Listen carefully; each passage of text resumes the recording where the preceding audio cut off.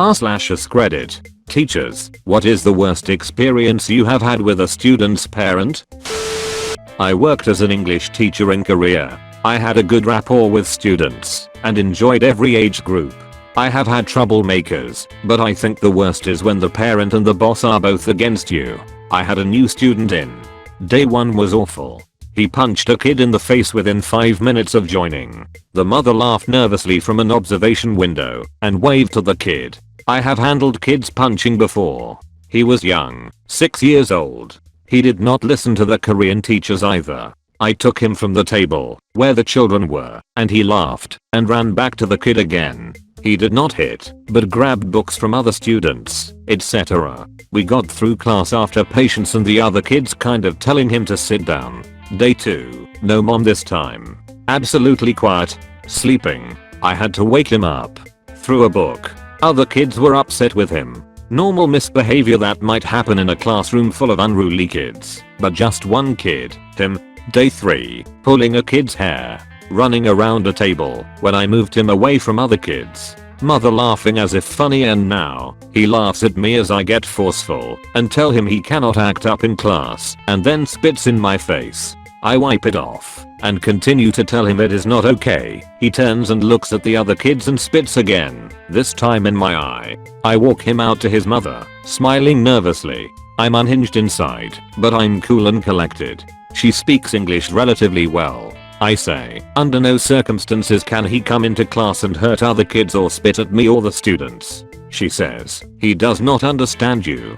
He thought you meant orange. I look perplexed and say, that maybe, and reinforce what I'm saying, and close the door, leaving him outside with her. My boss comes in and brings him in, smiling, and sits him down as he laughs. I go outside with her and the mother and I tell her about the numerous incidents. She says, he did not understand when you were talking about colors. I tell her we were not talking about colors. She says, the first day, he was an asshole for the rest of the year, and one day he had some weird children's book about German concentration camps. His mother was excited for him to show it to me. So weird, and one of only 2 kids I never liked ever. TL. Doctor, kid spit in my face, then in my eye. Mother watched, laughed, and tried to blame me. Oh lord, where do I start? I quit teaching last year to go back to grad school, and while I miss it sometimes, all I have to do is look back at these stories. Get a call from the principal, go during my planning period. Why says you're abusive in class? Abusive? I'm a sarcastic motherfucker sometimes, so I'm worried I might have said something to this snowflake that rubbed him the wrong way. Can you clarify, ma'am? Well, his mother says you stare at him in class, menacingly. What am I, DO? Yes ma'am, I usually mean mug kids that can't shut the fuck up while I'm in the middle of explaining something as to not discipline them at the expense of the other students' attention spans. Fucking hell. I had a senior who was regularly late to a second period class. Seniors don't have to be at school until their first scheduled class. This girl was always 10 to 15 minutes late with a late sign-in slip from the office. A tardy slip is good for first period. If you're 15 minutes late to my class and all of your peers are in the room, and you drove yourself to school in your new car, it's on you. I'll let 2 slide and wrote her up for tardiness the 3rd time. Conference with department head, principal, and parent. N feels like you single her out in class. Why are you picking on her? I remember pointing out and warning twice that I wouldn't be having that tardy slip shit in my classroom under those circumstances, and then simply handing them the demerit. Nobody is being singled out because nobody else is doing this. I warned her too. Cue waterworks, cue teenage drama, swallow my tongue and deal with it, and just let the kid continue digging their own sea grave. T says you don't care what the students think. Well, why the fuck should I, when all he ever thinks about is how, when, and why I should be giving homework, or how difficult quizzes should be, or any variety of other things that factor directly into how I'm doing my job, usually while I'm in the middle of doing it, in a disrespectful manner in front of their peers, and especially how little this fucker actually wants to apply himself given that I know he's one of the brightest kids in the class. Twat and his mother absolutely ruined this course for the rest of the students because I had to teach to their complaints rather than what the class needed.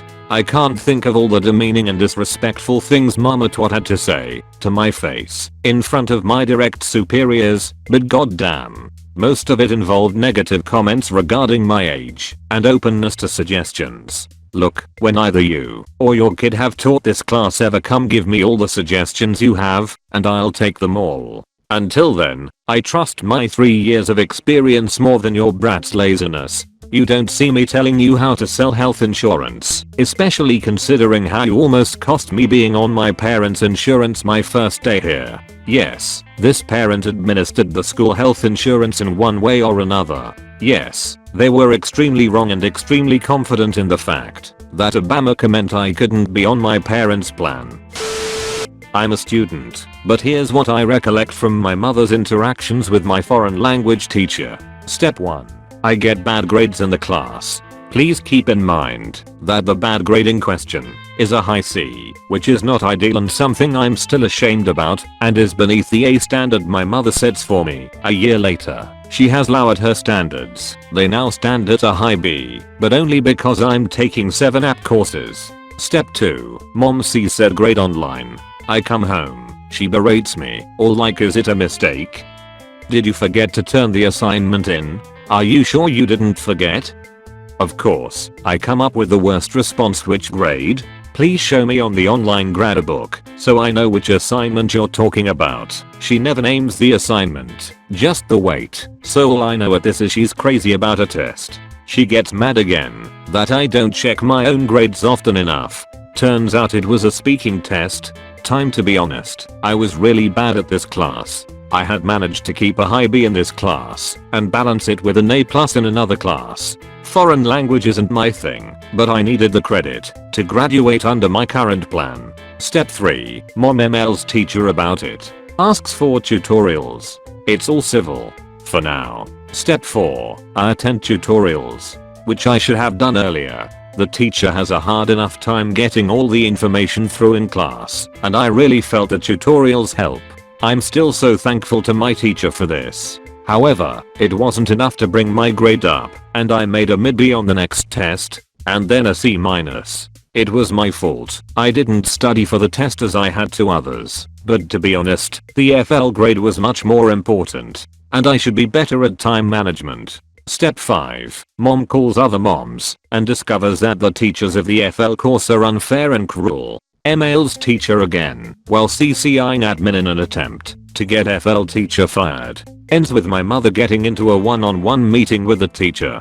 I'm terrified for the teacher and the pressure at home is still on me. My mom does not think I'm some perfect person who couldn't have made those grades, but thinks that acting aggressively towards the teachers will get the grade up. She learned this from when she bullied the counselor in getting me into higher level courses. Step 6. The actual meeting. I don't know what happened as I was in class, blissfully unaware of what happened, but apparently the FL teacher felt threatened by my mom. She is 5 feet, the teacher is 6, but my mom can be very mean when necessary. Believe me, I've been living with her for a long ass time. The FL teacher then brings in her colleague who also teaches the same class. My mom came home and felt like she was ganged up on and whatnot, but the meeting proved one thing to her: everything is my own goddamn fault. The teacher graded me well, tried her best, and everything was my fault. Everything proceeded to be my fault. That was around the time my mom really started swearing at me. I eventually got pulled out of the class, and now when I get a bad grade, my mom screams at me and asks about it, but refuses to take any of my responses because I'm a liar. If you'll excuse me, I have 7 app exams to study for. If any of y'all can help, it would be greatly appreciated. TD, LR, not so great student's mom freaks out about grade, almost gets teacher fired, but ends up blaming student per usual. Told from student perspective, so take with a grain of salt. I worked in a school where I had a small class. It was a boarding school, and at the end of my first week with my new class I decided to call all the parents to let them know how their kids had got on, as most only saw them once or twice a year. Most calls were non-eventful, with pleasantries and emails being exchanged, until I got to one girl at the end of my list. I didn't like this girl, for reasons I won't go into, but mostly hygiene related. I rang her parents and introduced myself as Mr. Tobber 26th from the school, and was met with tears from a sobbing mother. That experience changed me and how I worked with that child. The school I worked in was for children with severe learning and behavioral difficulties. The teacher of the previous year only ever rang the parents when she had hurt someone. She had zero speech developed at 16/17 and communicated with actions which could be a hit, pinch, or kick, and staff regularly got bruises as could other kids. The mum had picked up the phone, and when I introduced myself had become racked with guilt that her daughter had hurt someone again. This was my last call of the day, and I had meant it to be short, as a student's level of development meant they had so little control over what they did. She mostly experienced things around her, but I spent the next hour talking to mum, telling her as many details as I could recall about that pupil's week. Mum was overjoyed with this, but eventually ended the call asking me not to call again, as she couldn't handle the worry when we rang, but promised to call in every couple of weeks to speak to me for an update on how things were. A few weeks, and then a couple of months went by, and I realized this wasn't going to happen. I hated that child at first, the bruises, the smell, the lack of responsiveness, but I came to love her through the year and thought of her as one of my own.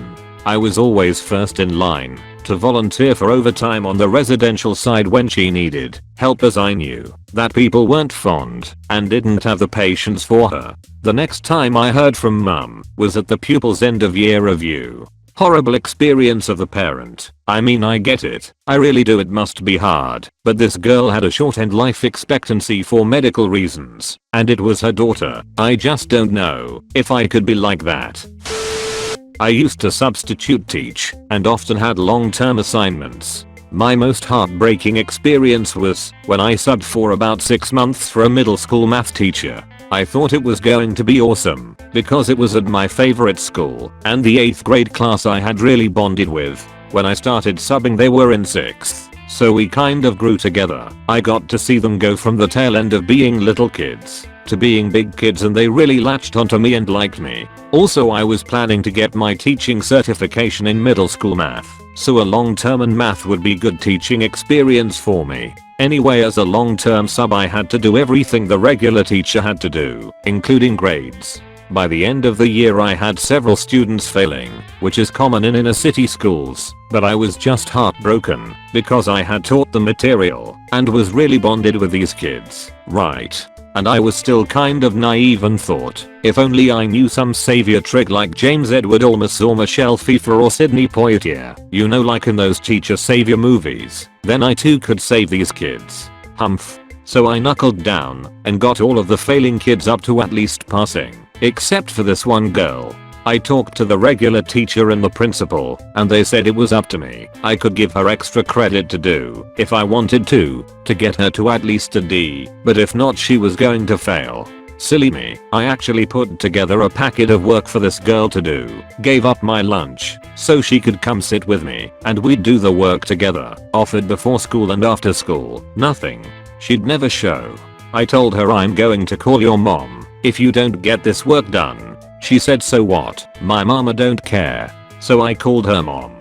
Guess what mom did? She cussed me out and asked me why was I calling her, because she wasn't going to do the packet as she'd already passed 8th grade, said with pride, da fuck, and she wasn't going to do it. I said, oh no, I'm not calling to ask you to do the work, but to make her do it. Sit with her after school and insist she do her work. She needs this done to pass math class, which she needs to go on to high school. Mom then said, literally said, I don't care if she has to repeat 8th grade. Stop bothering me.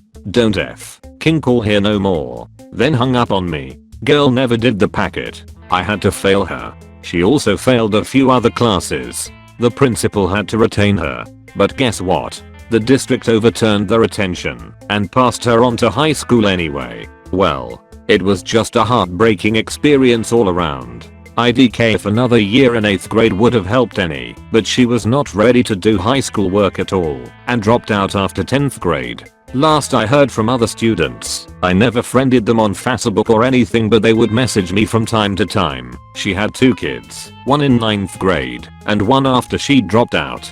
This wasn't the worst experience, but probably the saddest. Oddest experience. In the inner city district where I subbed at, it was not uncommon for some teachers to spend their own money to buy things the kids needed. School supplies, tissues, sometimes even clothes, coats, and or shoes. But this experience was unusual. I was in a long-term sub at a high school and had a girl come ask me for a pad. I told I didn't have any and sent her to the school nurse. Next day, same thing.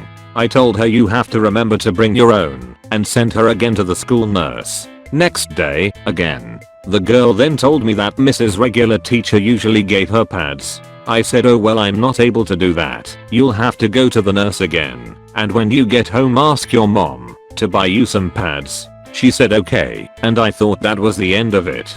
Ha. Well, next day mom comes marching in with girl first bell demanding to speak with me. I had a free/planning period, so that was okay, and called the office so principal could come up as I was just a sub.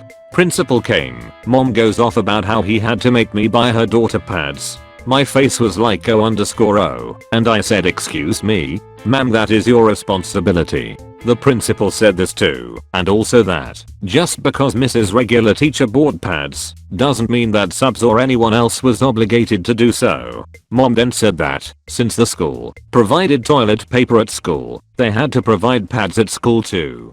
WTF. Then went on whining about how she couldn't afford pads blah blah blah, and she would see me after school all threatening like. Principal shut that down, hustled mom out the room. So after school I did see her in a car, but she didn't say or do anything but look at me crazy. Get this though, this woman who was crying poverty and how she couldn't afford pads was sitting in that car smoking. Humph. At the time cigarettes were about $8 a pack, about twice the cost for a pack of pads. Nice girl though. The kid herself was a very nice, quiet kid. I felt sorry for her and didn't hold her crazy mama against her. This will probably get buried, but I saw this and had to comment. Note, my wife is a teacher in the school this happened at, but it was not her student. Of all her stories, this is by far the most appalling. First, a little background. So in the school where my wife teaches, the 6th graders have an end of the year camp that is overpass away from the school. It is somewhat related to the school subjects, but since it is generally on the last few days of school, there are no graded assignments that come from it. A number of years ago, the 6th grade teachers implemented a behavior and grades expectation policy. It basically says, if you want to attend camp, then during the 3rd and 4th quarter you cannot have an out of school suspension, 3 behavior violations and an F subject. There are a few more items, but these are the big items. This policy is sent home the first week of school and all parents and students are required to sign it and bring it back. No form, no camp. Copies of signed forms are then sent back out to the parents in 3rd quarter, reminding both the students and the parents of the policy which they have signed and agreed to. So fast forward to the issue at hand. A kid who has qualified for advanced placement courses got multiple failing grades in 3rd quarter. Both him and his parents were notified that he would not be attending camp due to the failing grades. The parent gets this paper and thinks there must be a misunderstanding, as just because her son has F's in multiple classes should not be held back from camp. That is, in their opinion, unfair. At this time, the principal of the school upholds the policy. This parent goes to the principal's boss and he overrides the ruling, stating the kid can go. This is where it gets really ugly. The principal then changes his tune and says the one kid needs to go. The 6th grade teachers say no way. We have this in place for the safety of the students as well as a reward for those who actually do their work. They send mountains of information about this particular kid and his behavior in class, the quality of his work, and even the contract signed by the parent and student acknowledging the policy. Some of the items they had to show this kid had no right to attend camp were the initial signed contract, failing grades in multiple classes, not just one subject or teacher, documented behavior issues with the principal, even multiple assignments where the student did little or no work on the assignment and then wrote an explanation that was sent home as to why they did not get the work done in class and so on. Even with that information, they had another letter signed in the second quarter by the parents stating their kid was not to be held in at lunch or recess to do homework, even though his grades were improving. The parent explicitly stated, over the extreme objection of the teacher, that his lunch and recess time with his friends was more important than his academic progress. All of this is documented in single letter to the administration of the school district. The teachers hear nothing back from the administrators. The principal then comes to the teachers and says he can let this one student go, but the others that are failing or otherwise in violation of the policy do not have to go. The principal says they can keep this one quiet. The teachers about lost their minds. They say no way, and that is unethical, not to mention the fact that it is already unethical to let the other kid go, even though he was in violation of the policy. This goes back and forth, and the teachers still have no heard from the administrators above the principal. A few more days pass, and the teachers get the union involved. Since camp is optional, they do not have to attend. The principal says they do. Union says no. A little while later, the principal then comes to the teacher who has the student in question in class and says, with the union rep in the room, there has been a harassment claim filed against this teacher by the parent of said student.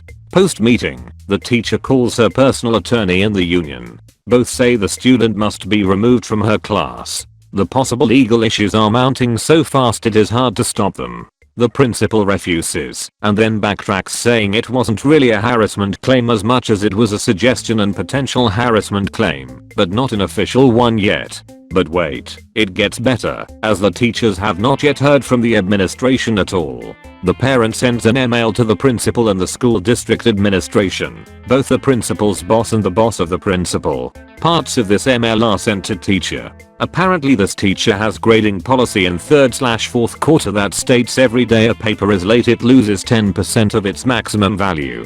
The parent has the audacity to say that the kid would have a 60.1% in subject X if the teacher would give the kid 50% on this assignment that was due in January that she saw him working on in February. Mind you, it is April when all this happening and the students are well on their way into the 4th quarter. The parent goes on to list a few other subjects and cherry picks a few assignments that are large that would bring the grades to at least a 60% for the 3rd quarter. The teacher in question cannot even believe the parent has even bothered to write this letter. Needless to say, the principal thinks he is now going to conduct camp without the help of the teachers. The teachers refuse to attend because of the safety issues that abound with the select few kids that can now attend, because all kids should be able to attend camp regardless of past behaviors. According to the principal, in all this the teachers finally hear back from the administration. In short, they have left it to the principal to figure this one out. But wait, it gets better. Remember the harassment claim? The principal refuses to remove the student from the teacher's class, but finally relents after the union forced his hand. The student then blabs his mouth to the other students and teachers that this other teacher is not very good and that is why he transferred to this class. He also opens his mouth and tells everybody that he is attending camp even though he has bad grades. Now the 6th grade teachers now refuse to attend camp at all.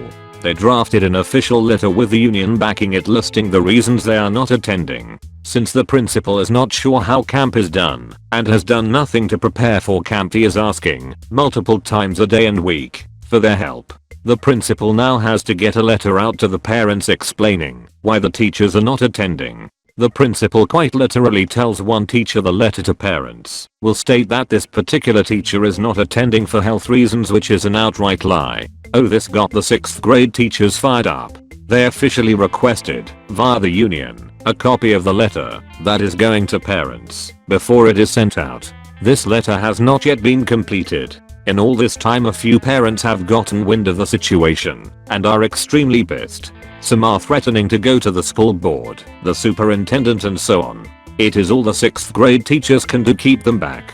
I would love to write the conclusion to this story, but it is still in progress. More on this later. TL. Dr. Parent said their kid should not be held to a policy that she was aware of, and subsequently lawyers, unions, school administration and soon to be many parents get involved. Saga is ongoing. I can't wait to see what happens when all the parents find out about the 6th grade teachers not going because of significant safety concerns and the district not upholding our academic and behavior policies. I suppose I should mention that the safety issues are with students who have parents that have court-ordered restraining orders issued against them, so they cannot appear on school grounds. One kid brought a BB gun to school, and others actively tried to poison another student in class. Don't forget the kids that just don't listen to the teachers at all and are completely and totally defiant. But according to the principal, these kids are not that bad and their parents will be required to come along for supervision. Nothing could go wrong here. Edit. Since I got gold I should probably clean up the grammar. Edit #2. Posted a reply below and then copied this to /r/teachers. Going to see if I can get some real emails for the next update. The saga continues. Thank you so much for watching. Please like and subscribe the channel.